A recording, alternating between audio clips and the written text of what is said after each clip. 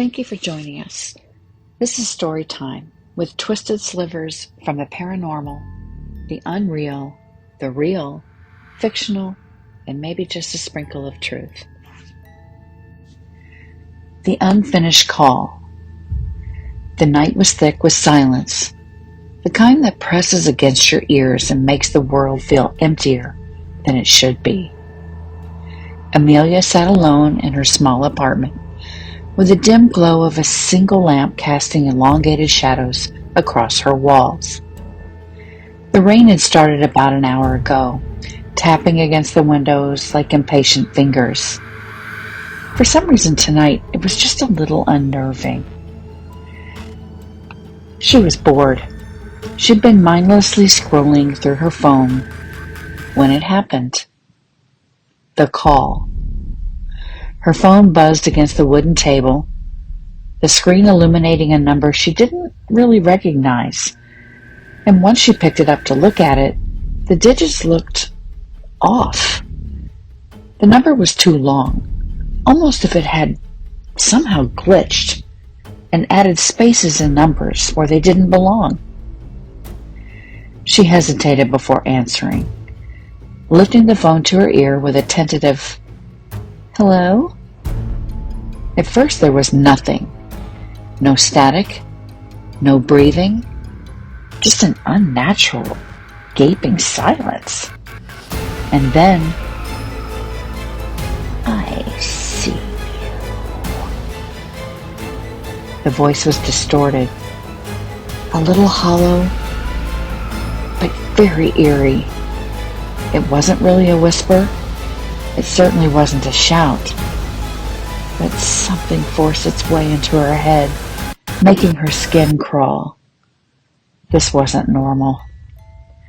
Amelia swallowed hard, trying to push down the sudden wave of nausea. "Who is this?"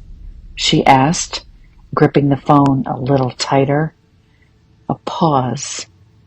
And then, in the same unsettling voice, he left the door unlocked. A cold tremor ran down her spine. She twisted in her chair, eyes darting towards her apartment door. It was shut, locked. She was sure of that. Wasn't she?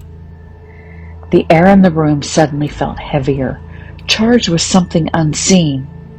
She could hear the rain outside, but now it seemed muffled, almost like she was submerged underwater. What was going on? She stood, her pulse hammering in her throat, blood rushing through her ears, almost sounding like the ocean crashing against her skull. She walked to the door. Quickly, her fingers hovered over the deadbolt, but before she could check it, the voice on the phone spoke again. "Don't." A scream clawed at her throat, but she bit it back. Her breath came in rapid, uneven gasps. "Who are you?" she demanded. Her voice was barely above a whisper. Another silence. And then, "Turn around." Her stomach dropped. The weight of something unseen pressed against her, making her limbs stiffen. Slowly, as if caught in a nightmare, she turned her head over her shoulder. The living room was empty, or so it seemed. Then, in the reflection of the darkened room, she looked at the TV screen and saw it. A shape. She couldn't exactly make out what it was in that instant, but it was a form, and it was standing directly behind her. It wasn't fully formed. It was more like a shadow stretched too thin, flickering as if struggling to remain in this world. It almost flickered, its head tilted, watching her with unnatural stillness.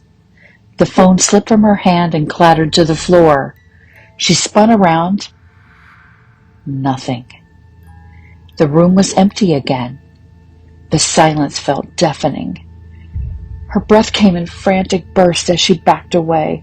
The phone lay face up on the hardwood floor. The call was still active somehow. A faint crackling noise seeped through the speaker, and then a whisper, a single phrase, distorted but unmistakable. "We are not done yet, my pretty." The call ended. The screen went black, and behind her, the soft click of her apartment door unlocking echoed through the room. She was definitely not alone. And the phone began to ring once again.